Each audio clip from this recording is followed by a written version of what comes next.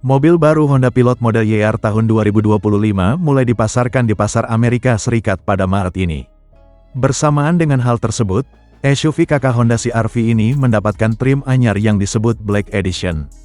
Honda Pilot Black Edition akan diposisikan di atas model Elite sehingga bakal menjadi varian flagship alias paling tinggi. Sesuai dengan namanya, varian ini membawa update visual berupa aksen gelap pada sejumlah detail bodi sehingga memberikan tampilan lebih sporty. Kesan gelap tersebut terlihat pada pelek alloy 20 inci, grill depan hingga rumah spion yang dilapisi kelir hitam glossy.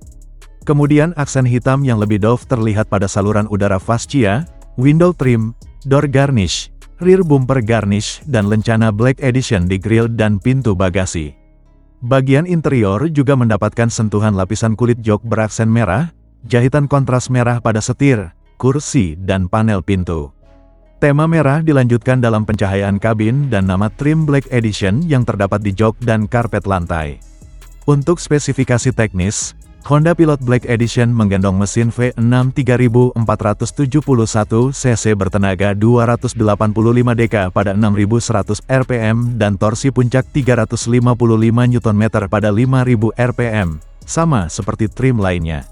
SUV penggerak AWD ini dilengkapi fitur Honda Sensing yang memiliki fungsi berupa emergency braking, pedestrian detection, forward collision warning, adaptive cruise control dan sebagainya.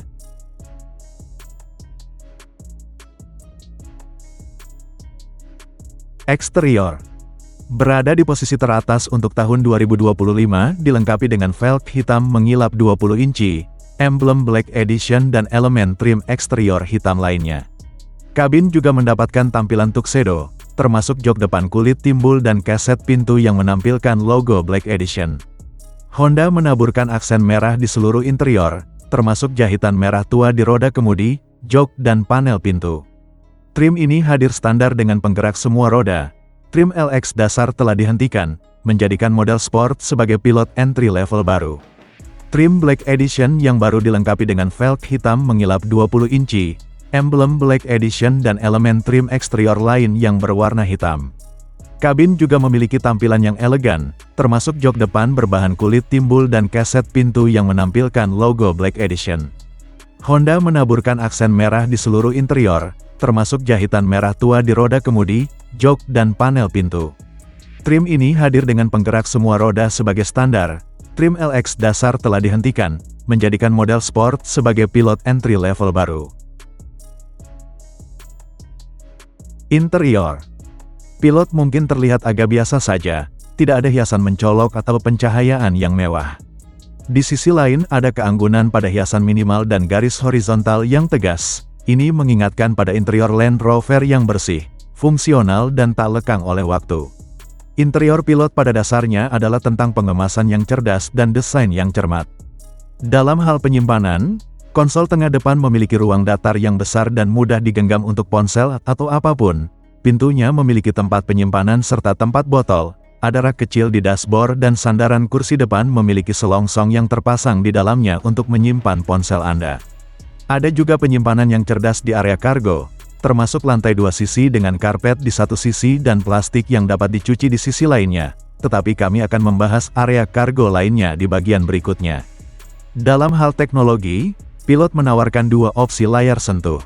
Sport memiliki unit 7 inci yang agak mendasar dalam hal fungsionalitas dan tampilannya. Kami menyukai tombol atau knob fisiknya, dan menjalankan Apple CarPlay dan Android Auto. Itu ditingkatkan ke konektivitas nirkabel di semua trim lain, yang juga mendapatkan layar sentuh 9 inci dengan grafis dan fungsionalitas yang ditingkatkan. Mesin.